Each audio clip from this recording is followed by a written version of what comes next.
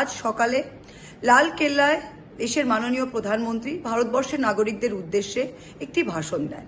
সেই ভাষণে তিনি কি বলেছেন?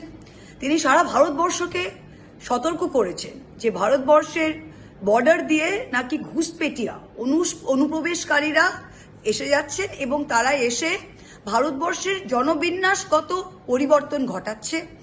ভারতবর্ষের মহিলাদের ওপর তাদের নজর, ভারতবর্ষের জমি দখল তারা করে নিচ্ছেন। যখন মাননীয় প্রধানমন্ত্রী এই কথাগুলো বলছিলেন তখন প্রথম সারিতে বসে মাননীয় স্বরাষ্ট্রমন্ত্রী অমিত শাহ তিনি হাততালি দিচ্ছিলেন। তা অল ইন্ডিয়া তৃণমূল কংগ্রেসের একটি প্রশ্ন আছে মাননীয় প্রধানমন্ত্রীর কাছে।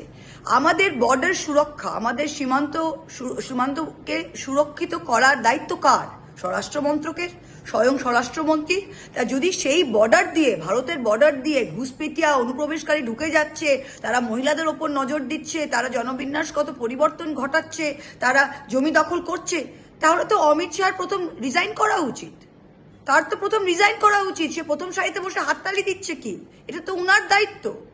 উনি যদি নিজের দায়িত্ব না পালন করতে পারেন এবং তার যে ফেলিয়ারটা সেটা যদি প্রধানমন্ত্রীকে 15 অগস্টে লাল কেল্লা থেকে তুলে ধরতে হয়, তবে তো প্রথমেই তাকে কাল সকালেই রিজাইন করা উচিত, ঠিক কি না?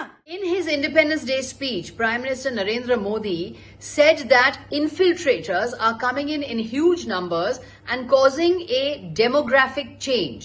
Infiltrators are coming in huge numbers, causing a demographic change. Infiltrators are stealing land. Infiltrators are targeting women. By the way, he said this in 2014 as well, that infiltrators are coming in.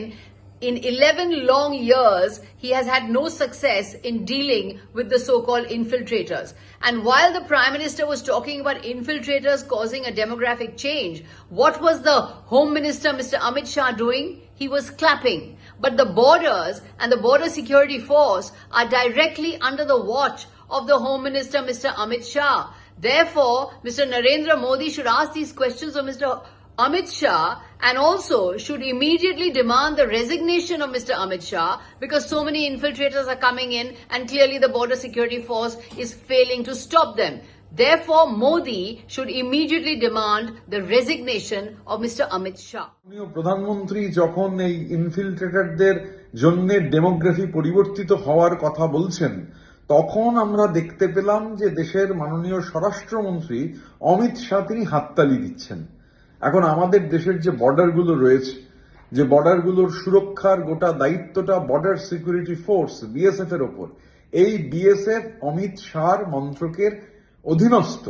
Amit Shah এই মন্ত্রকের মন্ত্রী, যার আন্ডারে BSF রয়েছে।